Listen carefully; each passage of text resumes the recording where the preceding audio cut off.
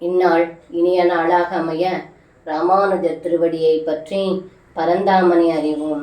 தினம் ஒரு நாராயணீயம். 51வது தசகம். அகாசுர மோக்ஷம். ததாச்சன விரஜ சிசுபி சமம் பவான் வனாசனே விஹிதமதி பிரகேதராம் சமாவ்ருதோ பகுதர வத்சமண்டலை சதேமனை நிரகமதி சஜேமனை.